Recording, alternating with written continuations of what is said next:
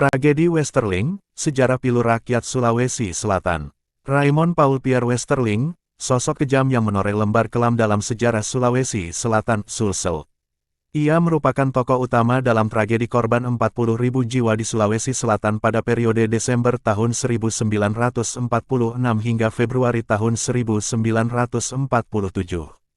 Aksi kekejaman Westerling ini dilatar belakangi oleh niat Belanda yang ingin kembali berkuasa di tanah Sulawesi, dengan membentuk negara Indonesia Timur, NIT. Niat itu kemudian diwujudkan dengan menggelar konferensi Malino pada 15–25 Juli tahun 1946 kemudian dilanjutkan dengan konferensi Denpasar pada 7–24 Desember tahun 1946.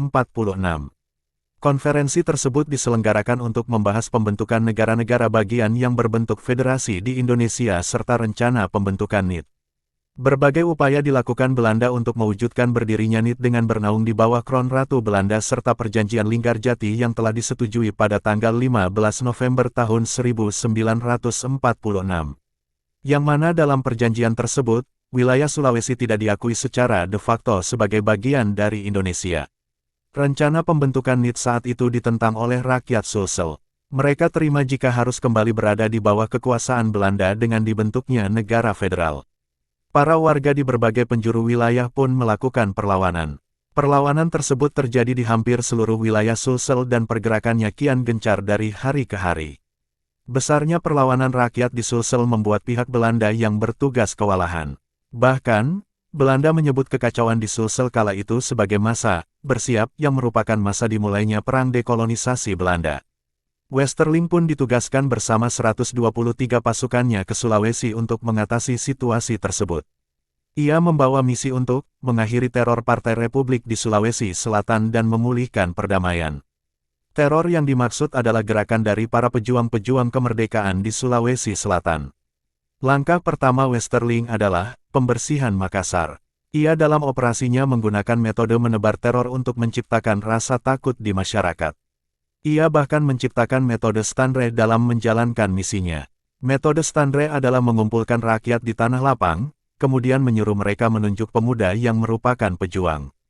Tak ada pilihan, nyaman, bagi mereka yang dikumpulkan. Pasalnya, saat menjawab tidak tahu, Westerling dan pasukannya akan menembak mati mereka secara acak.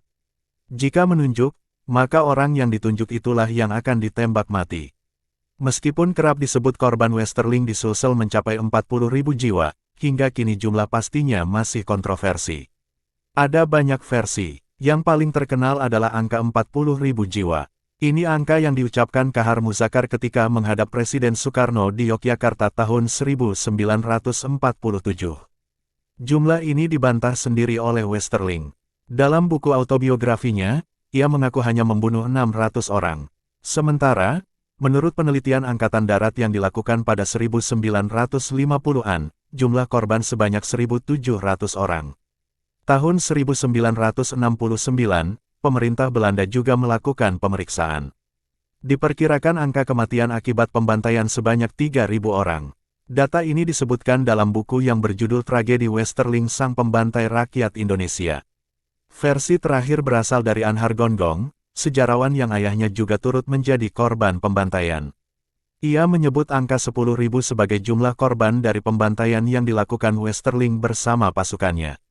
Meski begitu, angka 40.000 lah yang kini terpatri sebagai simbol kekejaman Westerling di Sulsel. Angka tersebut dicantumkan dalam nama peringatan yakni Hari Korban 40.000 Jiwa, yang diperingati pada tanggal 11 Desember setiap tahunnya di Sulsel. Tak hanya hari peringatan, jumlah ini juga abadi tercantum dalam nama monumen. Konon kelima monumen itu dibangun di atas tanah bekas lokasi pembantaian pasukan Westerling. Monumen itu diberi nama Monumen Korban 40.000 Jiwa. Ada 5 monumen yang tersebar di Sulsel, yakni di Makassar, Bulukumba, Mandar Duru bagian Sulsel, dan 2 monumen di Parepare.